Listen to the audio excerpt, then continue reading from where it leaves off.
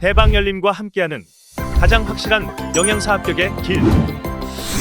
영양사 강의 진행 20여 년 이상, 수많은 합격생들이 추천하는 영양사 특강, 5인의 영양사 합격 전문 교수팀, 20여 년 이상 꾸준히 보완되어 온 강의용 교재. 유사상호를 주의하세요. 대방열림.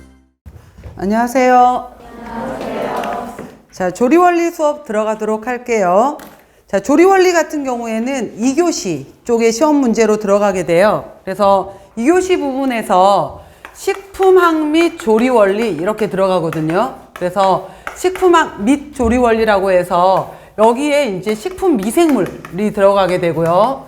그 다음에 조리원리 이렇게 들어가게 되는데, 이 시험 문제에서 식품학하고 조리원리를 나누는 경계가 굉장히 애매해요. 그래서 여러분들이 식품학 수업을 잘 들어놓으시게 되면은 조리원리 쪽에서 조리원리 시간에 들었던 건데, 그 다음에 조리원리에서 배웠던 것도 또 식품학 수업에 나오기 때문에 시험 문제가 그렇게 어렵진 않아요. 여기 부분 같은 경우에는. 그래서 여기 내용으로 들어가게 되는 거고요. 총 이제 40문제 정도가 나오게 되는데, 예년에 지금 계속 나왔던 부분에 해당이 되는 것이 미생물이 3문제 정도가 나와요. 그 다음에 식품학 부분에 해당이 되는 것도 18에서 19문제, 이쪽에 해당이 되는 것도 18에서 19문제, 이렇게 해서 좀 문제 구성은 좀 비슷하게 나와요. 그리고 겹쳐지는 부분에 문제가 많아서 보다 보면 얘를 식품학 문제로 봐야 될지 조리원리로 봐야 될지 많이 겹쳐지는 부분들이 있기 때문에 뭐 양쪽 수업 잘 들어놓게 되면은 이 부분도 충분히 여러분들이 다 맞으실 수 있는 부분이에요. 그 다음에 미생물 같은 경우에는 이 3문제 때문에 미생물학 수업을 듣기가 좀 더 애매하기는 해요. 애매하긴 한데,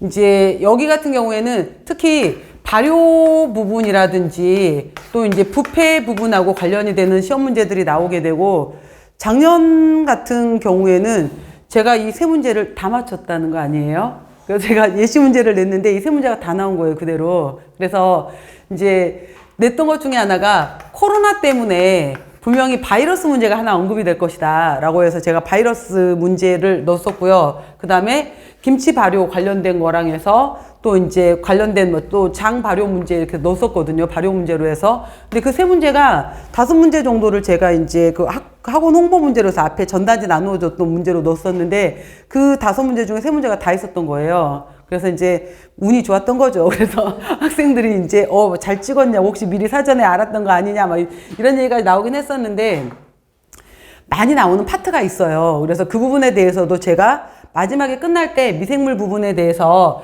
중간에 발효 부분 같은 경우에는 조리원리 부분에서 제가 유제품의 발효가 나올 때는 이 정도에 해당이 되는 균주는 외워놓으셔라. 그 다음에 김치에 관련되는 균주도 이 정도는 외워놓자 라고 해서, 또 장류 관련된 내용들로 해서 조리원리 부분에서 나올 때 제가 이 부분에도 같이 설명을 드릴 거예요. 그러면은 우리가 이제 그 균주 이름을 다 쓰지는 못해도 읽어보면서 이런 균주가 있구나라고 하게 되면은 눈으로 찾으실 수 있게끔 해드릴게요. 그래서 같이 이제 미생물도 보게 되는 건데, 그래서 뭐 작년에 보시게 되면은 합격생들 중에서 여기 이 파트에서 40문제 다 맞았다 이런 학생들도 꽤 많으셨어요.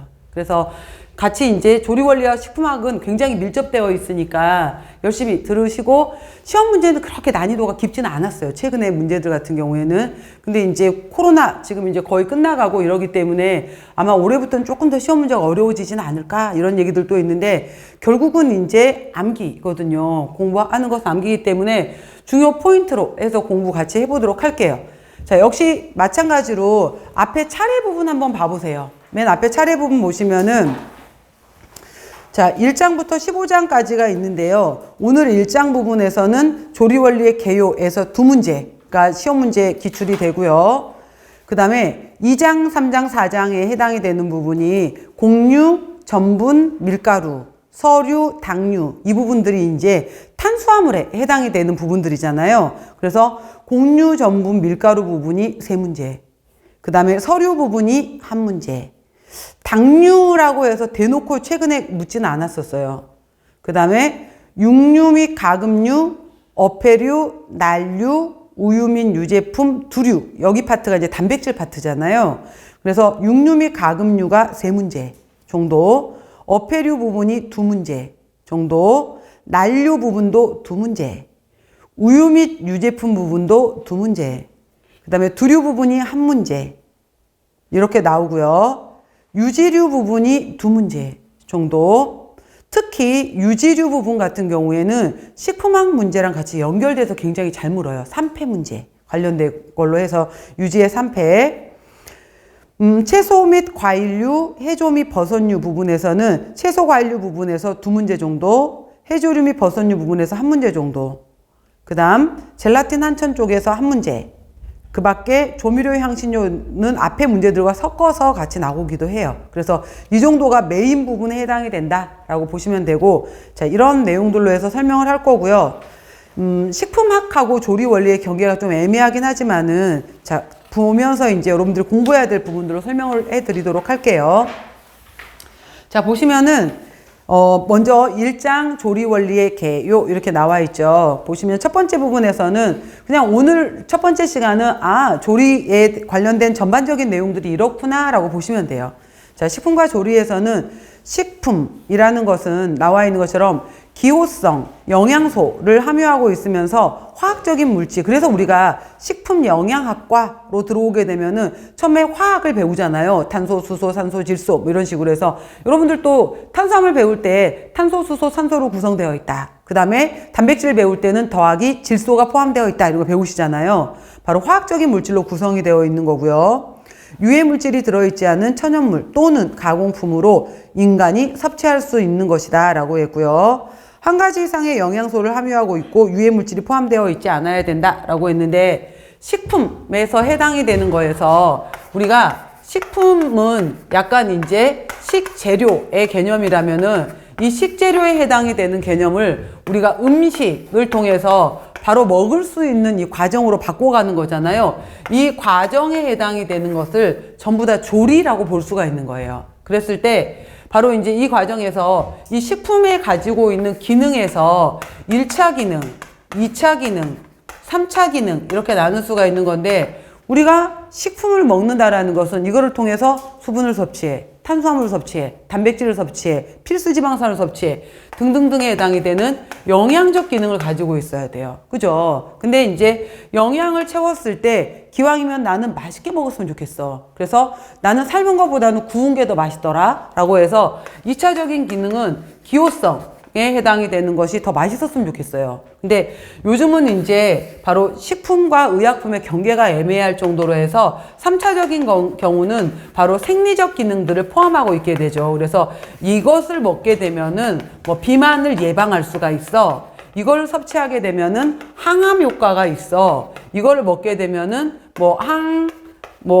예를 들어서 항산화 기능이 있어. 뭐 등등등 여러 가지 해당이 되는 생리적 기능까지 언급이 되는 것이 식품의 3차적 기능이라고 얘기를 해요. 그랬을 때, 자, 이런 식품을 가지고서 이제 음식을 만드는 과정이 조리다라고 얘기를 할 수가 있게 되는 건데, 자, 이 조리 같은 경우에도 이제 뒤에 다시 제가 얘기하겠지만은, 조리 같은 경우에도 우리가 조리라고 하게 되면은 제일 먼저 생각하는 것이 삶는다, 찐다, 굽는다라고 하기 때문에 우리가 가열조리를 생각하게 되는데, 조리에는 꼭 가열조리만 있는 것이 아니라 비가열조리도 있어요. 그죠? 그래서 예를 들어서 뭐 오이가 있다라고 하게 되면은 오이의 경우에 나는 그냥 씻어서 껍질도 까지 않아. 씻어서 그냥 나는 바로 먹을 거야.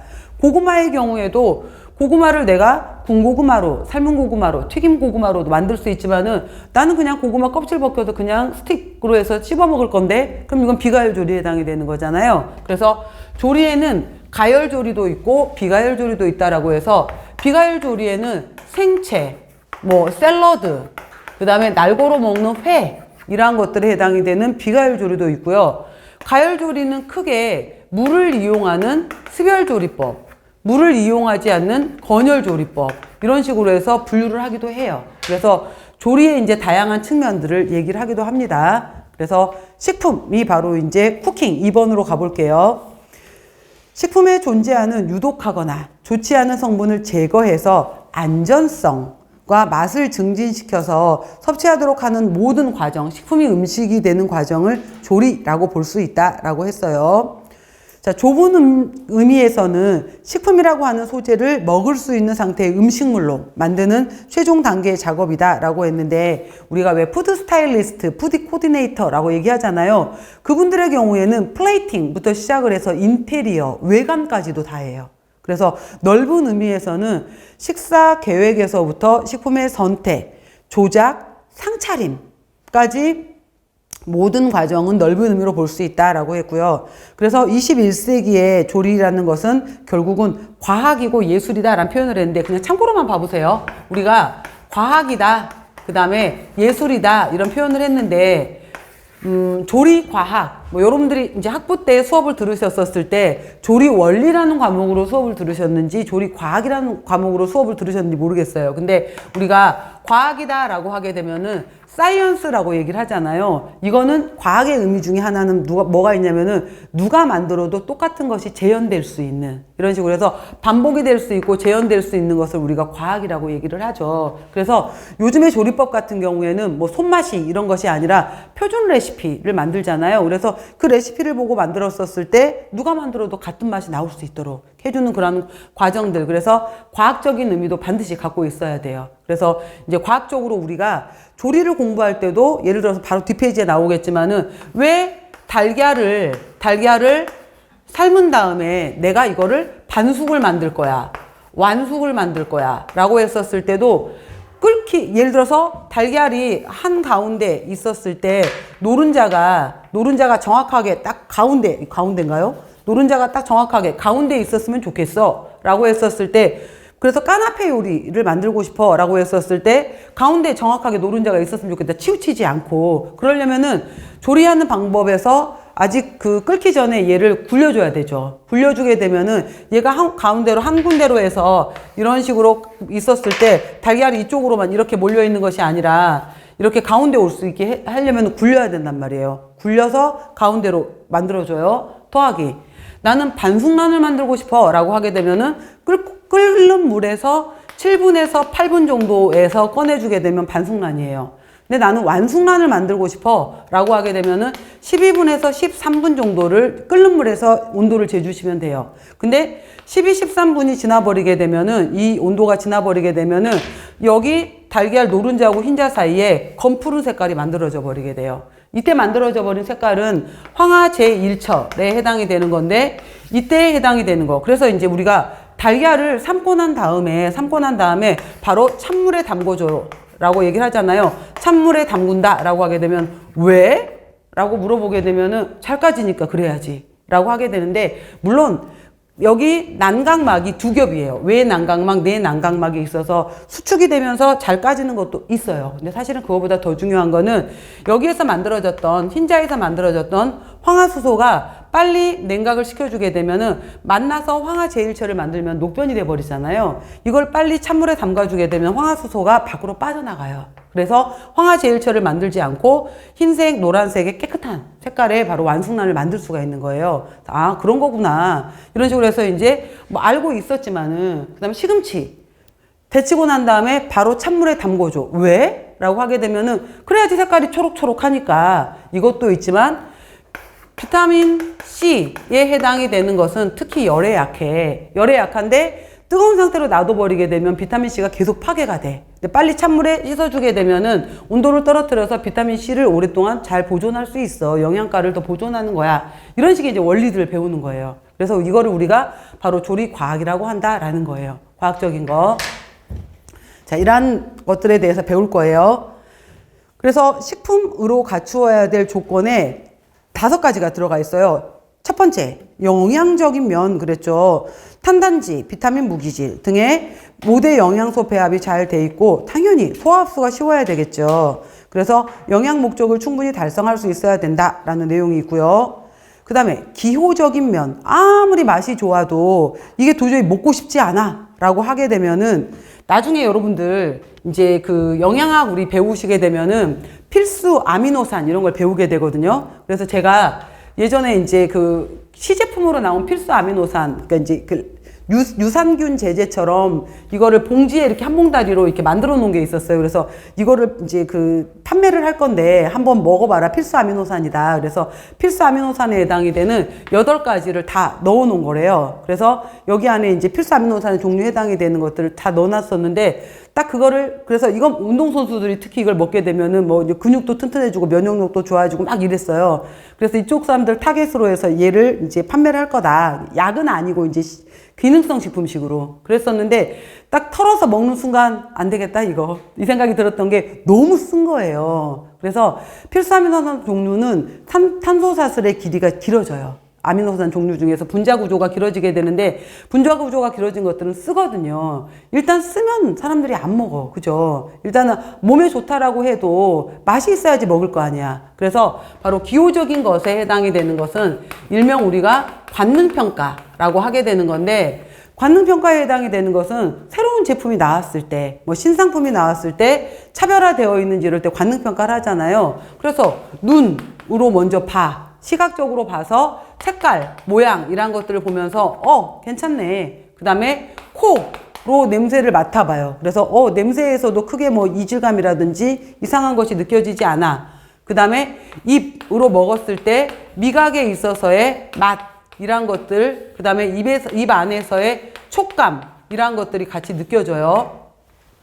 그 다음에 또 마찬가지로 이걸 음식을 먹었을 때 내 귀에서 사각사각 소리가 들리는지 바삭바삭 소리가 들리는지 쩝쩝 소리가 들리는지에 따라서 귀로 듣는 청각의 의미도 있어요. 그 다음에 손으로 찢어 먹는다 라고 했었을 때 촉각의 느낌도 있단 말이에요. 그래서 우리가 관능평가는 오감이다 라고 표현을 해요. 그래서 눈, 코, 입, 그 다음에 혀, 이랑 귀 이걸 다 이용하는 거고 이것도 굉장히 중요해요. 그래서 이게 여기서 어느 정도 통과가 돼야지 그 다음에 이제 이게 시제품화 될 수 있는 거고 사람들이 기호도를 찾을 거 아니에요. 그래서 기호평가에 해당이 되는 것은 일명 관능평가라고 얘기를 하는 거예요. 그래서 바로 시각, 후각, 미각, 촉각, 청각 이런 것들이 다 잘 맞아야 된다라는 것들. 그래서 봤었을 때 먹고 싶고 식욕을 증진하고 배고파 라고 느끼면서 소화에게 먹어보고 싶다 이렇게 분비를 촉진할 수 있어야 된다라는 거예요. 당연히 위생적이어야 되겠죠. 영양적 기호적으로 훌륭한 식품이라도 위생적으로 유해하다면 식품의 가치로서는 의미가 없어요. 위생적이어야 되고요. 그 다음에 여러분들이 영양사 이제 자격증, 면허증을 따시고 난 다음에 영양사 일을 시작하시면은 막상 제일 힘든 것 중에 하나가 단가 맞추는 거예요. 경제적인 거. 그래서 사실 비싼 거 쓰면 맛있어요. 근데 이 단가 맞추는 게 진짜 어렵거든요. 뭐 예를 들어서 소세지, 육류, 햄 제품 다 비싼 거 쓰면 좋아요. 그 다음에 뭐 여러 가지 조미료 종류에 해당이 되는 장류 이것도 비싼 거 쓰면 좋아요. 근데 단가를 못 맞추는 거예요. 그래서 바로 경제적인 면, 내가 쓸 수 있는 경제적인 면에 있어서 합리적으로 바로 조리를 통해서 비용을 통제할 수 있는 것도 굉장히 중요하다라는 거고요. 최근에는 이제 요즘에는 마지막에 환경적인 면에 있어서 바로 로컬 푸드, 푸드 마일리지, 그러니까 이 슬로우 푸드의 의미가 무엇이냐라고 질문을 하면은 대부분의 사람들이 패스트푸드의 반대 아니에요? 이렇게 물어봐요. 근데 단순히 슬로우 푸드는 패스트푸드의 반대의 의미가 아니라 전통 음식의 보존의 의미가 더 커요. 그 지역의 음식, 서서히 익어가는 음식, 천천히. 그래서 우리 지역의 전통적인 음식을 보존하자. 사실 이 의미가 더 큰 거예요. 슬로우 푸드는. 그 다음에 로하스라고 했잖아요. 로하스에서는 어떤 의미냐면은 라이프 of health and 안 쓰셔도 돼요. sustainability 라고 해서 그래서 LOHAS 이렇게 나온 건데 여기까지만 보게 되면은 건강한 삶이잖아요. Life of Health 건강한 삶인데 and 그리고 붙었고 여기 뒤에 붙어있는 이 sustainability라는 의미가 지속성이란 뜻이거든요. 이 지속성인데 이 지속성의 의미가 누구의 지속성이냐라고 하게 되면 지구의 지속성이에요. 그래서 바로 환경보존의 의미에서 지속성이라는 의미가 드는 거고요. 첫 번째 나와 있었던 그 로컬 푸드라는 의미에 있어서도 그거예요. 우리가 이 음식이 이 식재료가 생산된 곳으로부터 반경 300에서 400km 이내에서 해당이 되는 것에서 소비하도록 하자라는 의미인데 멀리 넘어가면 넘어갈수록 요즘 오렌지, 뭐 캘리포니아 오렌지 몇 몇천 킬로, 몇만 킬로를 넘어서 우리나라에 왔을 거 아니에요. 이렇게 유통거리가 길어지게 되면은 비행기를 타고 오든 배를 타고 오든 여기 비행기나 배를 타고 오려면은 결국은 석유 연료를 써야 될 거 아니에요. 석유 연료를 사용하게 될 거고 연료를 사용하게 되고 이만큼의 또 무게가 많아질 것이고 거기에 실은 무게가 많아지게 되면은 석유 연료를 사용하고 무게의 거리가 길어지게 되면은 결국은 CO2 발생량이 많아지게 되면서 지구에 문제를 일으킨다 이거예요. 그래서 또 가까운 거리에 있어야지 방부제, 보존제 이런 것들 덜 쓸 거 아니에요. 그래서 인간한테도 좋지만은 지구를 위해서도 로컬 푸드를 사용해라 이런 의미들이에요. 전부 다. 그래서 마지막 거는 여기 전체적인 의미의 지구를 살리자라는 의미예요. 지구를 보존하자라고 해서 로컬 푸드 마일리지도 뭐냐면은 식품이 이동하는 거리를 줄이자 이런 뜻이에요. 그 다음에 슬로우 푸드, 로하스, 에코, 쿠킹, 그린 테이블 전부 다 지구를 보존하자는 의미가 큰 의미들에 해당이 돼요. 자, 그래서 5가지 의미가 있고요. 넘겨보세요. 자, 우리가 조리를 하는 것의 목적은 무엇이냐라고 하게 되면은 조리를 통해서 나는 아까 삶은 거보다 구운 게 더 맛있더라, 튀긴 게 더 맛있더라 라고 하게 되면서 맛이 달라지게 돼요. 맛이 더 향상이 되고요. 그 다음에 그럼 밥이 아니라 누룽지가 아니라 그냥 생쌀로 먹지? 라고 하게 되면은 생쌀의 경우에는 소화성, 단단해서 소화가 잘 안 될 거 아니에요. 그죠? 그래서 근데 가열하게 되면 풀어지게 돼요. 구조가 풀어지게 되면서 효소, 아밀라제, 프로테아제, 리파제 이런 효소 작용이 용이해지게 되면서 더 소화 흡수가 좋아져요. 그 다음에 조리 과정 중에서 자르고 물에 담가 놓고 그 다음에 가열되고 부드러워지면서 소화성이 더 좋아진다라는 거고요. 또 세척, 침수, 가열하는 동안에 예를 들어서 여러분들 왜 우리 도라지 무침 할 때도 그 소금물 속에 넣어놓고 나서 바지락바지락 하게 되면 약간 쓴물 빠져나가잖아요. 쓴바기 이런 것들도 그렇고 그래서 불쾌 성분을 제거하고 또 계속 씻는 과정을 통해서 병원균, 기생충 또 일부 가지고 있는 농약 그래서 3회 이상 뭐 세척 이런 것들 그 다음에 식초물에 좀 담가주게 되면 부유물을 또 제거할 수 있고 이런 것들 통해서 안전성을 좀 더 향상시켜 줄 수 있고요.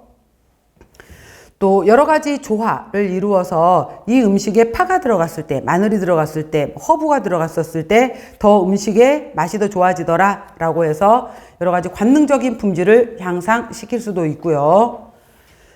자, 영양가를 보존하고 향상한다 라고 했는데 없었던 영양소가 생겨나진 않아요. 봐보세요.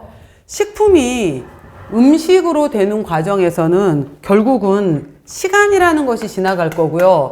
상황에 따라서 물이 들어갈 수도 있고요. 열이 들어갈 수도 있게 되는 건데 이것들은 결국 가지고 있는 영양소들을 줄이면 줄였지 늘어나진 않잖아요. 근데 최대한 이거를 좀 줄여보자 이거예요. 그래서 아까도 말했지만은 뭐 시금치를 데쳤을 때 데치고 나서 그대로 놔둔 것보다 조리 과정 중에 빨리 이거를 찬물에 씻었을 때 그나마 비타민C가 파괴되는 것을 좀 더 줄일 수 있어 이런 거 있잖아요. 그 다음에 예를 들어서 콩하고 밥을 쌀하고 섞어서 콩밥을 만들어서 먹게 되면은 곡류에 해당이 되는 쌀의 경우에는 필수 아미노산 중에서 리신이 부족해요.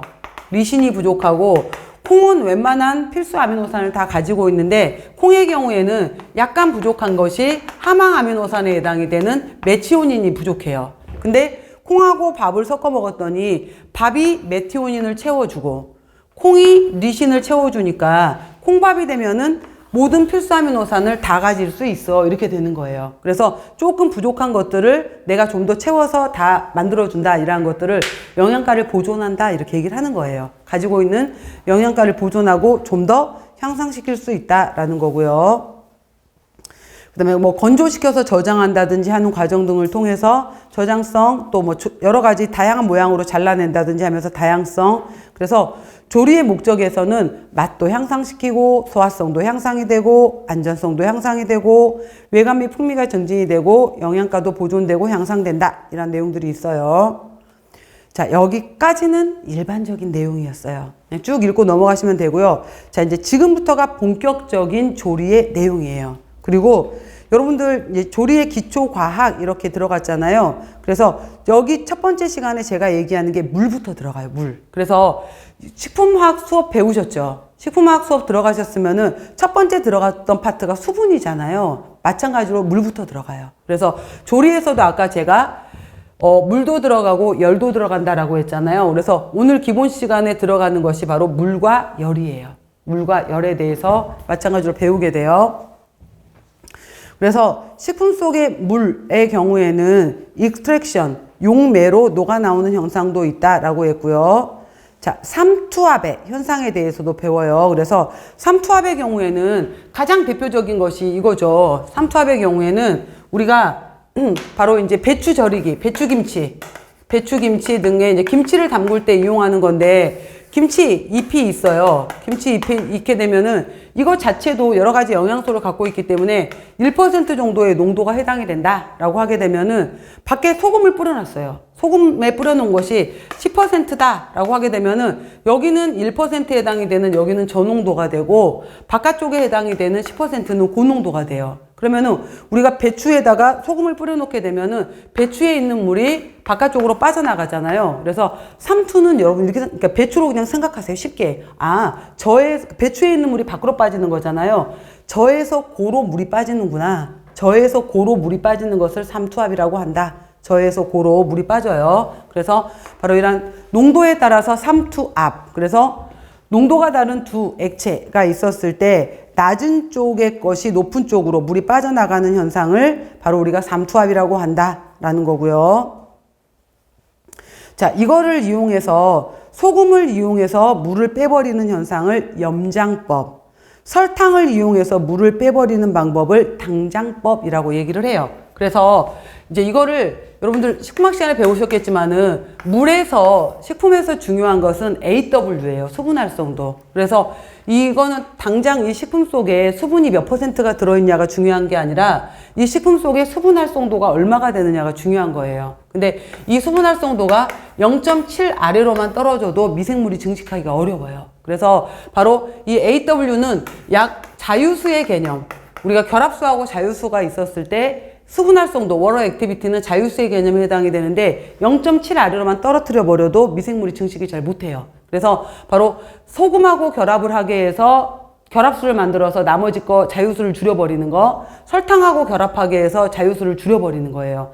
소금하고 결합시켜버리는 것이 염장법, 설탕하고 결합시켜버리는 것을 당장법이라고 해요. 그래서 이런 식으로도 시험 문제를 물어요. 다음 중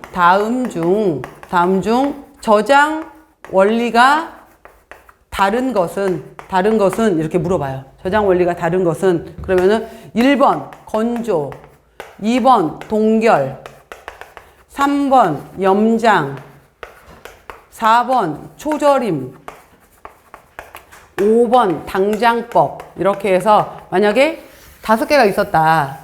자, 1, 2, 3, 4, 5 다음 중에서 저장 원리가 다른 것은? 하고 물었어요. 건조, 동결, 염장, 초절임, 당장 이렇게 있었다 그러면은 정답이 뭐가 될까요? 자, 뭐가 될 것 같아요? 정답은 찍으세요. 정답은 초절임법이에요. 자, 건조도 수분을 날리는 거, 동결도 수분을 얼려버리는 거, 자유수를 얼리는 거, 염장은 아까 소금으로 자유수를 빼버리는 거, 당장은 설탕으로 자유수를 빼버리는 거, 초절임은 pH를 낮추는 방법이에요. 그러니까 나머지 것들은 수분을 조절하는 거고 초절임은 pH를 조절하는 방법인 거예요. 그러니까 초절임도 물론 하면은 저장이 길어지잖아요. 그래서 이런 식으로 원리가 달라지는 거예요. 원리가 달라지는 거구나 라고 보시면 돼요. 그래서 바로 이거는 초절임에 해당이 되는 거다라는 거. 자, 이렇게 또 삼투압에 해당이 되는 거예요. 염장, 당장이 있고요. 슈링키지, 축하라는 것은 뭐냐면은 완전히 다 건조시켜서 그러니까 슈링키지 축하의 가장 대표적인 예는 라면 스프. 그러니까 거의 수분이 없잖아요. 이런 식으로 완전히 말려놓은 것을 슈링키지라고 해요. 축하법. 식품을 가공 저장하기 위해서 자연건조, 인공건조법에 의해서 수분을 증발시키면은 수분 함량이 최저로 줄어드는 것을 축하라고 해요.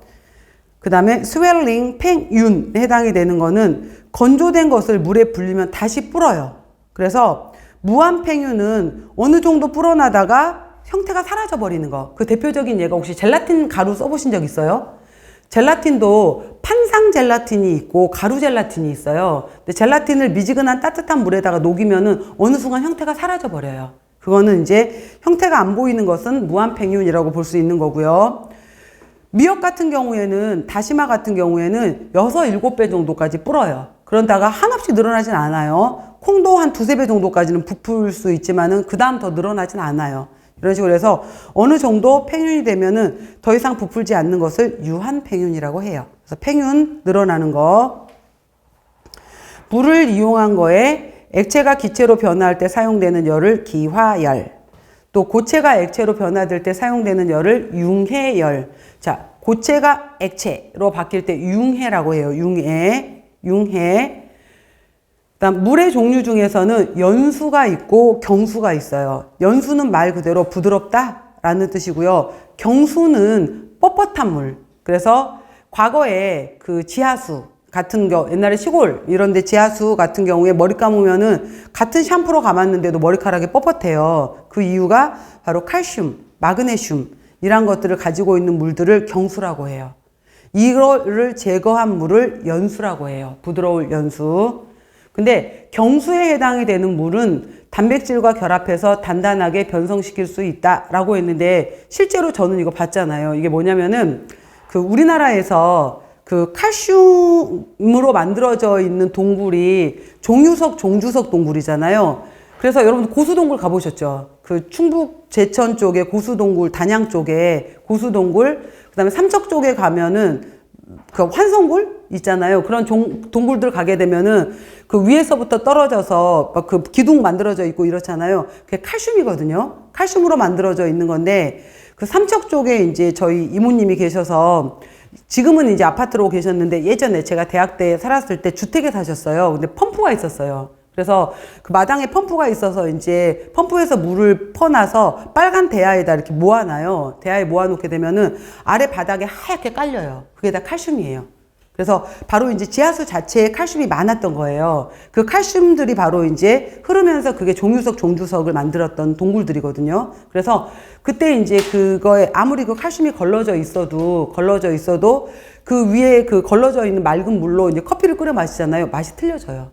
그러니까 확실히 맛이 다르거든요. 그러니까 맛이 틀려지는 것들이 바로 경수에서 있는 성분들이 그리고 근데 이거를 만약에 걸러내지 않고 그냥 그대로 먹어버리잖아요. 결석을 일으켜요. 그래서 우리가 뭐 사이판이라든지 뭐 이런데 산호섬이 많은 지역에 갔었을 때 반드시 생수 사서 먹지 그 호텔이나 이런 데 있는 물 함부로 드시지 마세요라고 하는 이유가 산호도 전부 다 칼슘이거든요. 그 지역에 있는 물들 잘못 먹었다가는 신장결석으로 급성 신장결석이 될 수 있어요.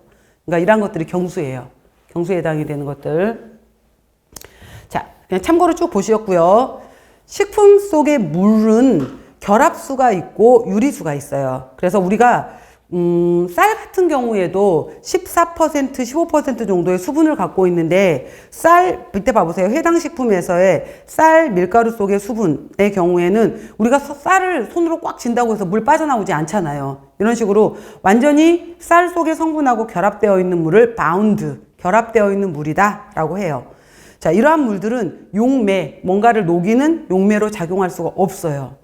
그 다음에 순수한 물은 0도에서 어는데 얘는 마이너스 40도 이하에서도 잘 안 얼어요. 결합수는. 그 다음에 얘네들은 수증기로 잘 되지, 보통은 100도 이상 끓으면 수증기가 돼야 되잖아요. 얘는 수증기가 잘 되지도 않아요. 그렇기 때문에 수증기 압에 관여하지 않는다 이 말 뜻이 그거예요. 수증기가 잘 되지 않는다 이 뜻이에요. 그 다음에 결합되어 있기 때문에 밀도가 높고요. 또 이게 중요해요. 자, 효소 활성화, 곰팡이 생육에도 이용되지 못해요. 곰팡이 생육, 효소 활성 이렇게 이용되려면은 자유수여야 되거든요. 근데 이렇게 이용되지 못하는 물이 바로 결합수다라는 거고요. 자, 유리수, 프리, 자유스럽다, 자유수라고 되어 있고요. 염, 당, 수용성 단백질, 수용성 비타민과 같은 물질들을 녹이는 역할을 할 수 있는 용매로 작용할 수 있는 물을 유리수라고 해요. 그 다음에 전분, 지질 등 입자가 큰 것들은 교질 용액 상태로 만들어주고요. 자, 이것들은 0도 이하에서 얼어요. 그 다음에 건조시키면 쉽게 날아가요.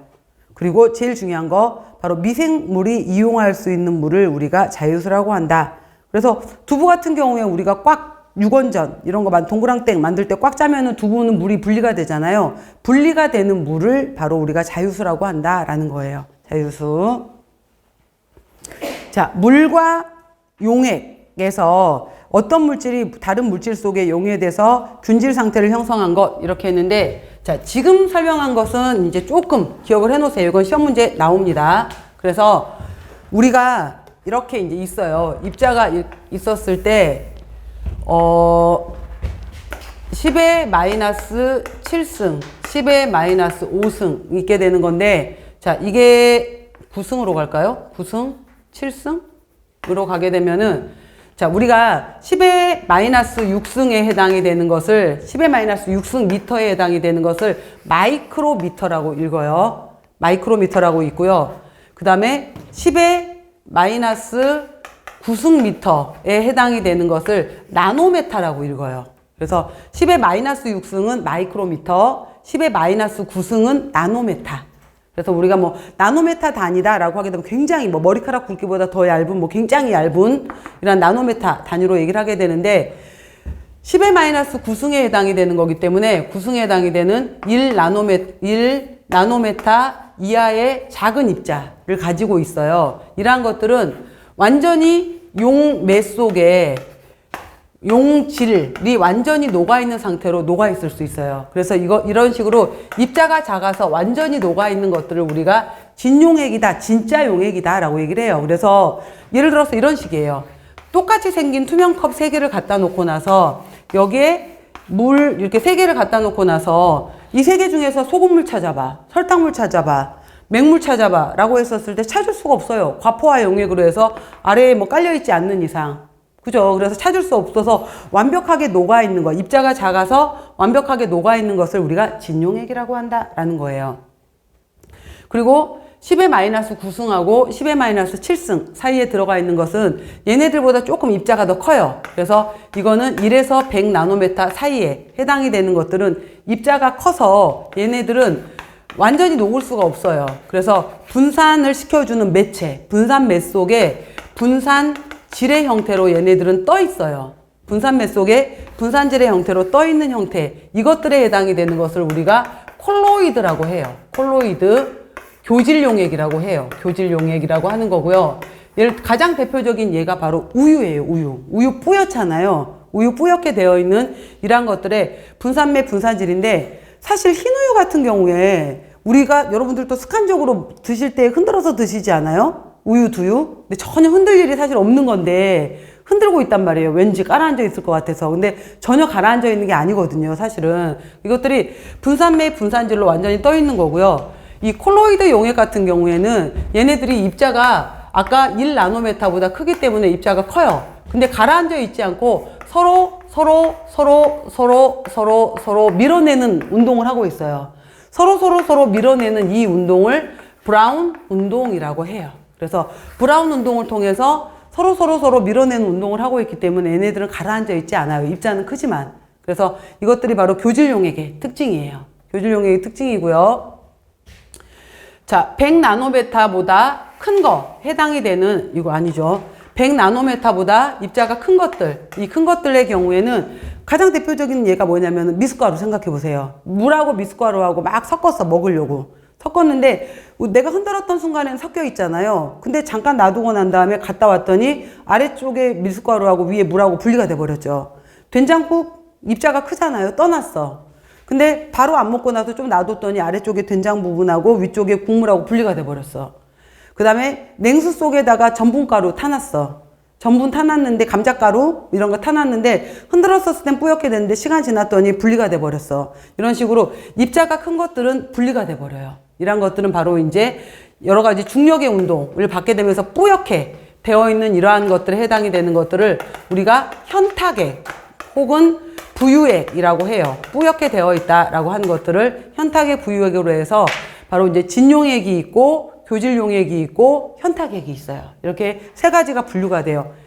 현탁액 기출문제예요. 그래서 이것도 시험 문제 나오기 때문에 지금 제가 좀 설명을 길게 해드린 거예요. 진용액은 완벽하게 녹아있는 거. 교질용액은 좀 큰 입자긴 하지만은 골고루 섞여 있는 거. 그 다음에 현탁액은 당장은 흔들었었을 땐 섞여 있는 것처럼 보이지만 시간이 지나면 분리가 돼 버리는 거. 이거를 현탁액이라고 한다라는 거고요. 또 이것 중에 더 중요한 거 있어요. 시험 문제 여러 번 나왔던 거. 교질용액에 해당이 되는데 이런 게 있어요, 여러분들. 물하고 기름하고 생각해 보세요. 물하고 기름하고. 근데 물도 그럼 액체고 기름도 액체에 해당이 되는데 물하고 기름은 섞여요, 못 섞여요? 못 섞이죠. 절대로 얘네들은 섞일 수가 없잖아요. 근데 누가 있으면 섞여요? 유화제. 그러니까 이거 유화제에 해당이 되는 것이 바로 이제 식초하고 식용유하고 요거를 섞어서 자 마요네즈를 만들 거예요. 마요네즈를 만들 건데 여기에 누가 들어가요? 계란 노른자. 그죠? 계란 노른자에 해당이 되는 난황이 들어가게 되면은 마요네즈가 된단 말이에요. 식초는 물로 작용을 하는 거고요. 식용유는 기름이란 말이에요. 그럼 난황이 뭐냐라고 하게 되면 들어보세요, 설명. 계란 노른자 속에 레시틴 레시틴에 해당이 되는 성분이 들어있게 되는 건데 이 레시틴에 해당이 되는 것은 어떻게 생겼냐면 이렇게 생겼어요. 글리세롤 구조에 지방산이 1개, 2개가 결합되어 있어요. 그리고 마지막 여기 자리에 이렇게 인산기가 결합이 되어 있고요. 여기에 콜린이 결합되어 있어요. 콜린이라는 구조가 결합이 되어 있게 되는데 그러면은 여기 두 군데 자리는 여기 이미 지방산이 결합되어 있는 두 군데 자리는 나는 물 싫어. 그래서 얘네들은 친유, 기름을 좋아해요. 친유, 나는 기름 만날 거야.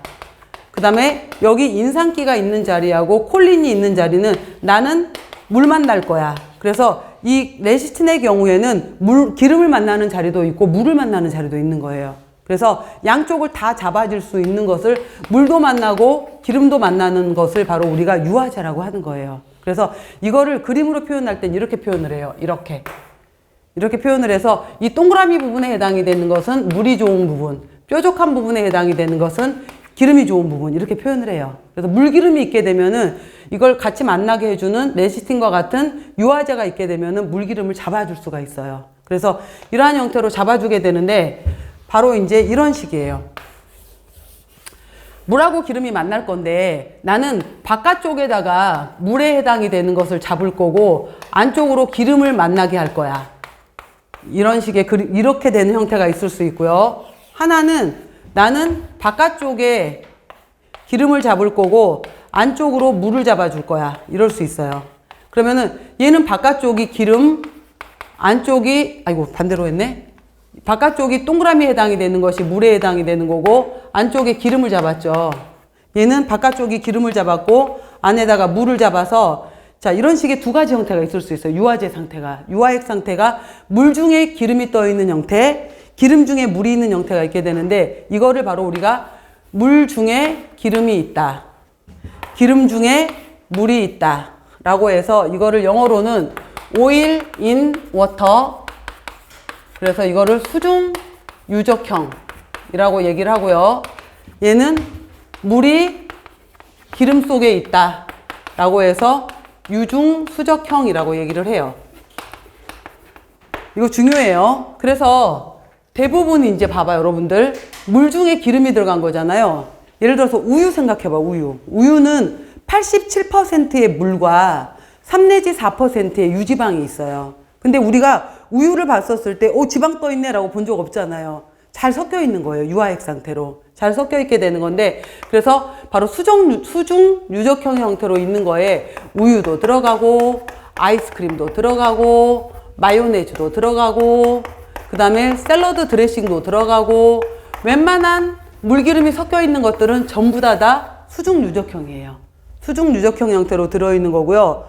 나는 기름 중에 물을 갖고 있어 라는 것은 딱 두 개예요. 얘만 외우면 돼. 유중 수적형에 해당이 되는 것이 딱 두 개다. 이것만 외우시면 되는데 얘가 뭐냐면은 여러분들 버터로 튀길 수 있을까요? 없을까요? 튀김. 버터로 튀김한다는 얘기 들어봤어요? 못 들어봤어요? 못 들어봤죠? 못 들어봐요? 아니요. 버터 할 수는 있는데 볶을 수는 있어. 근데 버터는 80%의 기름과 16%의 수분을 갖고 있어요. 그래서 우리는 버터가 100% 지방 덩어리라고 알고 있지만 100% 지방 덩어리가 아니에요. 80%의 지방에 16%의 수분을 갖고 있어요. 그래서 바로 유중 수적형의 형태를 갖고 있는 가장 대표적인 것이 버터이고요.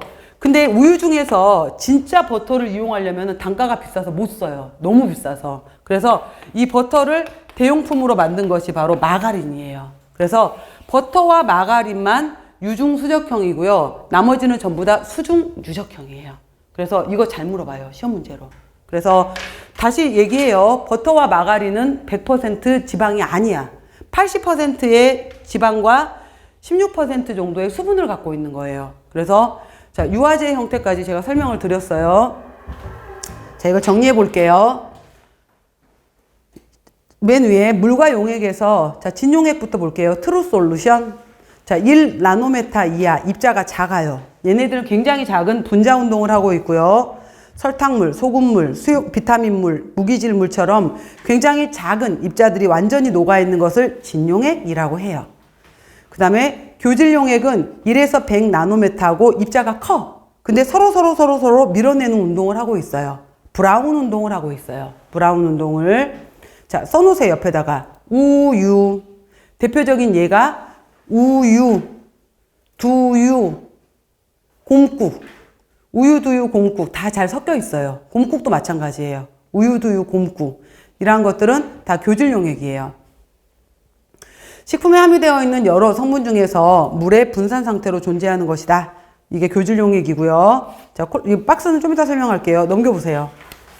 현탁액은 100나노메타 이상으로 해서 중력의 작용을 받아서 가라앉아 버리는 거예요. 부유액이라고도 얘기를 해요. 뿌옇게 되어 있는 거.